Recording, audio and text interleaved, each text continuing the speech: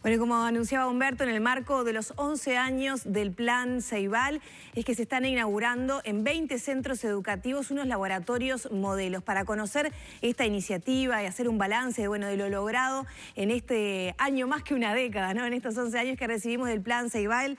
A Fiorella Jaime, a quien le damos la bienvenida. Buenos días. Buenos días, muchas gracias. Bueno, Maker Place, así se han dado a llamar estos espacios que van a estar en 20 escuelas o 20 centros educativos.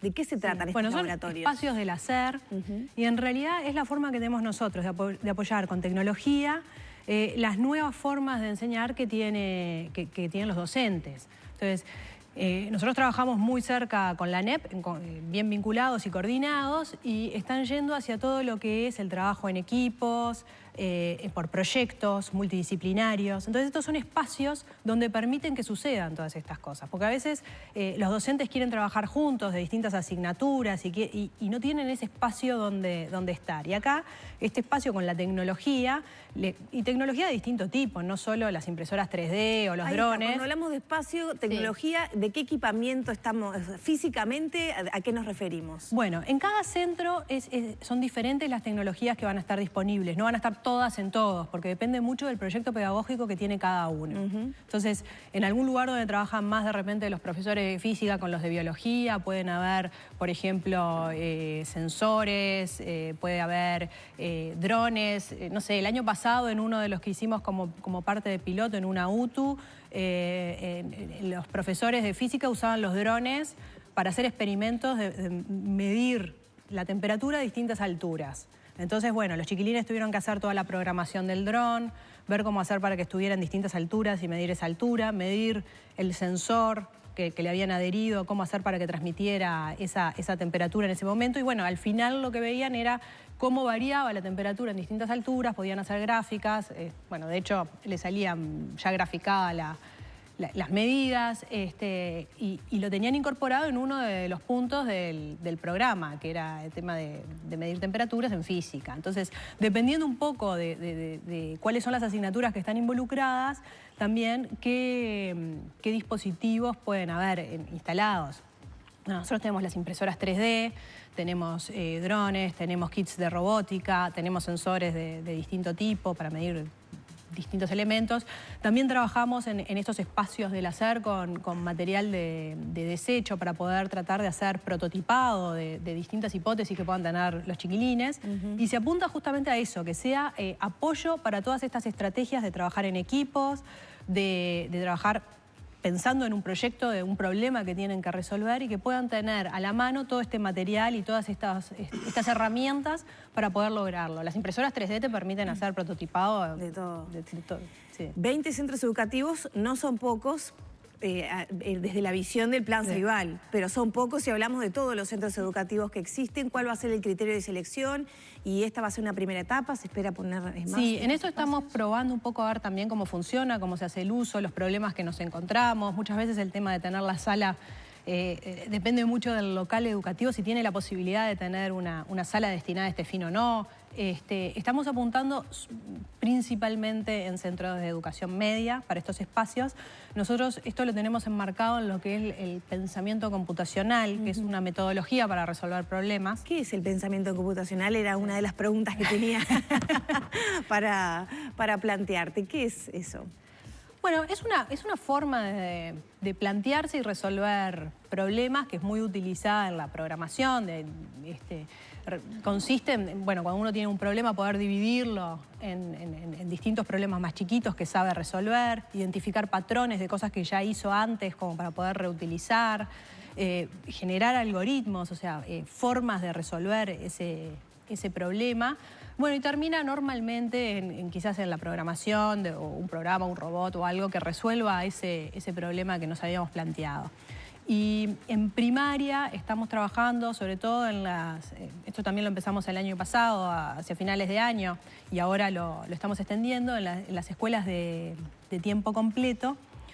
También en algunas otras que no son de tiempo completo, pero fundamentalmente en las escuelas de tiempo completo, con clases de pensamiento computacional, que eso se hace junto con el maestro de aula, para que los chiquilines, bueno, se planteen un problema que les interesa resolver y siguiendo esta metodología puedan ir siguiendo todas estas etapas y terminan programando. Entonces, en primaria estamos fundamentalmente yendo con esta implementación del pensamiento computacional, y en media, un poco por las características también.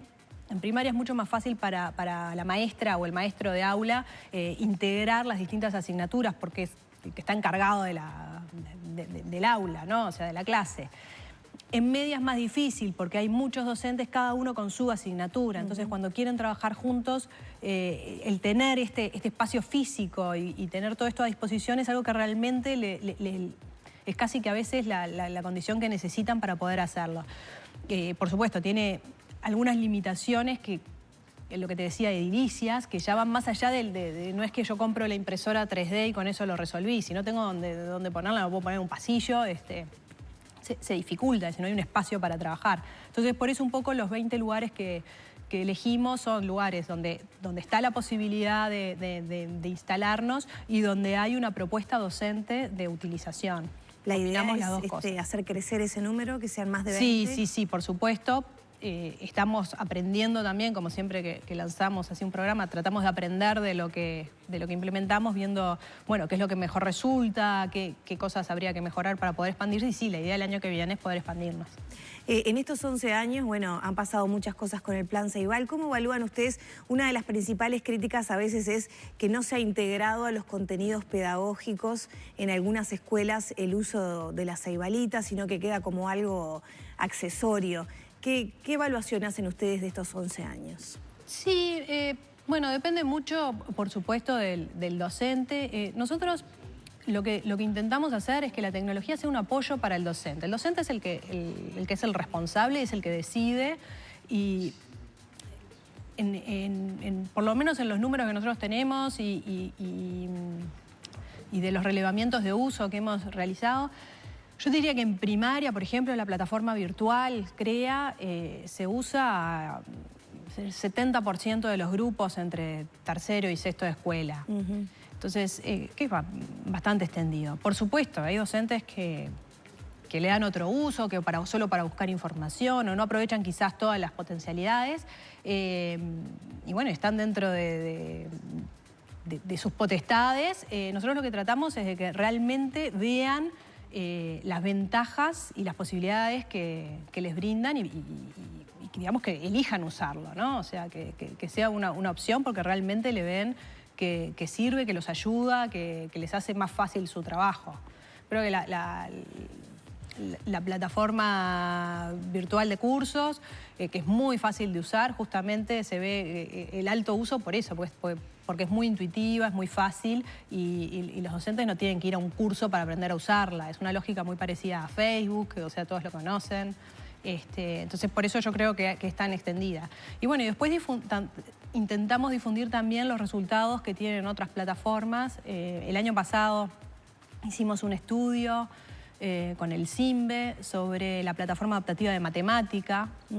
Y bueno, y ahí vimos que los chiquilines que usaban la plataforma adaptativa de matemática tenían mejores resultados en las pruebas después de matemática, en las pruebas que había realizado la ANEP, y sobre todo si eran en contextos más vulnerables. En los contextos más bajos, el uso de la plataforma generaba una diferencia en los aprendizajes obtenidos. Entonces, bueno, contando un poco eso también a los docentes y que vean que tienen una herramienta que sirve y que han habido estudios que han mostrado que sirve, yo creo que también se va a extender más el uso. Tú mencionaste algunas dificultades. ¿Cuáles son las dificultades que quedan por vencer en esta bisagra de los 11 años? Bueno, yo creo que es un poco eso, el mejorar la comunicación que tenemos con los docentes. Nosotros siempre tratamos de escuchar también lo que tienen que decir, porque nos ha pasado. Yo creo que la primera plataforma de aula que nosotros tuvimos era un poco difícil de usar. Y bueno, escuchamos esas quejas, la cambiamos. En ese momento tampoco había otra. O sea, a veces estamos en el borde de la tecnología y hay que esperar para conseguir esas herramientas que son las necesarias. Pero bueno, nosotros tratamos de escuchar mucho y también de tener estas instancias de comunicarnos con docentes y mostrarles distintas opciones que tienen para que, bueno, ellos después elijan y vean lo mejor que les sirve para su dinámica de aula, ¿no? Eso ¿Qué es un pasa poco... con también otro Sí. de los temas que se había hablado, de las roturas, de la capacidad de reparar y sobre todo a veces en el interior del país donde los tiempos son un poco mayores? Sí, porque en el interior depende un poco si tienen un centro de reparación en esa localidad o en esa ciudad, o si no, lo tienen que mandar por correo y eso genera mayores tiempos. Nosotros en las escuelas tenemos móviles que van frecuentemente, en forma periódica, más o menos, una vez por mes, depende de la escuela, la frecuencia. Pero siempre el niño o la niña pueden ir al correo, a cualquier oficina del correo, y mandan de forma gratuita la máquina. Claro, ahí viene a Montevideo, la reparamos acá centralmente y se la volvemos a enviar. Entonces ahí es cierto, se agregan algunos tiempos ¿Y cómo están para el tema de repuestos? ¿En qué tiempo un niño puede volver a usar su computadora una vez que se le rompe? Bueno, 2 semanas sería un plazo que estaríamos teniendo. Nosotros tuvimos el año pasado algún problema con una partida de tablets que rompió más una parte de la que habíamos previsto, entonces tuvimos que hacer la compra de los repuestos correspondientes y bueno, tuvimos la demora de desembarque, pero bueno, o sea, digamos, ahí tuvimos una demora puntual en una partida especial de tablet. Ese caso, por ejemplo, ¿es por la partida o por un uso del aparato que a veces, bueno, ahí pueden entrar muchos factores, que no se lo cuida, que no se lo valora en la familia, o bueno, o el uso natural y que tenga un problema el aparato, ¿no? A ver, nosotros desde el principio del programa sabíamos que las máquinas se iban a romper, pues son máquinas que están usando niños y niñas desde los 6 años. Y bueno, digamos, si bien nosotros compramos equipos que están diseñados específicamente para que lo usen niños, en otros países a veces nos pasa con discusiones con los fabricantes, nos dicen, no, pero esto nosotros le hicimos no sé qué ensayo, y le tirábamos una pelotita de hierro desde tal altura y no le pasa nada. Y le digo, bueno, pero venía acá a ver lo que le... O sea... Dale un mes lo que le hacemos en la computadora para hacer el ensayo. hacemos. Claro, o sea, a veces en la realidad hay usos que no están previstos ni por el fabricante, que bueno, que en general siempre se solucionan porque... Bueno, mostramos y vemos y tenemos un equipo técnico que hace reportes, informes y que muestra y que se solucionan. Pero claro, ahí pueden haber demoras cuando cambiamos a veces el modelo, no porque venga defectuoso, sino porque de repente hay un uso acá que se hace y que muestra cierta fragilidad de algún componente en el uso intensivo, que cambia de modelo a modelo. Entonces, bueno, nosotros a veces cuando nos manejamos con las estadísticas de las roturas que venimos teniendo siempre para hacer el pedido de repuestos, si cambia el modelo puede cambiar ese componente y a veces podemos quedar desfasados. En 11 años ya los niños pasaron por todo el ciclo de primaria y llegaron casi culminando secundaria. Sí. ¿Qué impactos ven ustedes en los aprendizajes con el Plan Ceibal, que en definitiva, bueno, ese es el último objetivo, ¿no? Mejorar los aprendizajes. Sí, a ver, nosotros arrancamos con un objetivo muy fuerte de inclusión, ¿no? Y de reducción de la brecha de acceso a Internet, y eso lo logramos muy rápidamente. Cuando nosotros arrancamos, el 90% de los hogares del contexto más favorable tenía acceso a una computadora y el 9% del contexto más desfavorable tenía acceso a una computadora. O sea, había una diferencia muy, muy grande que en 3 años, prácticamente 3, 4 años,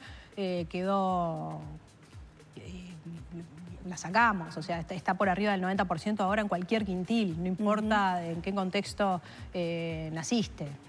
El poner computadoras y dar acceso a Internet y poner Wi-Fi en todas las clases solo no va a hacer que se generen más aprendizajes. O sea, es ¿cómo decir? La luz eléctrica. Claro. Ahora, a vos no se te ocurre poner velas sin ahora. duda que mejora las condiciones, ¿no? Mejora las condiciones, exactamente. Tenés mucha... Y sobre todo en el tema de la equidad, ¿no? Porque ahora vos, no importa dónde naciste, tenés posibilidades de investigar, de tener información, de acceder a muchísimos recursos a través de Internet. Por supuesto, tenemos también algunas plataformas y algunos programas que van más específicamente hacia los aprendizajes. Por ejemplo, la enseñanza de inglés. Nosotros junto con primaria tenemos el programa de Ceibal en inglés y tenemos unos entre 75.000 y 80.000 niños aprendiendo inglés por videoconferencia con profesores que están del otro lado, ¿no? Ya sea de institutos de inglés de acá, de Montevideo, que se conectan al interior, o de otros países que también se conectan.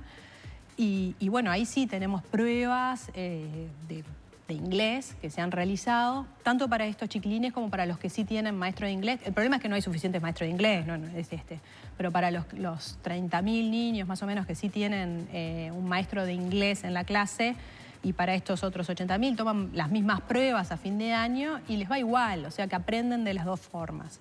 Entonces, ya te digo, para programas así más específicos que tienen que ver con los aprendizajes sí tenemos evaluaciones. Esta la hacemos ya hace varios años y que aprenden, que cuantos más años de inglés tienen más aprenden, cuanto más, o sea, bueno, los resultados esperados, digamos. Con matemática, ya te decía, el año pasado tuvimos este estudio que realizó el CIMBE a través de unas pruebas, las pruebas CERCE y TERCE, son unas pruebas regionales que se habían aplicado acá. Bueno, estudiando cómo les había ido a los chiquilines, pudimos ver este efecto que había en el aprendizaje de la matemática, utilizando la plataforma de matemática.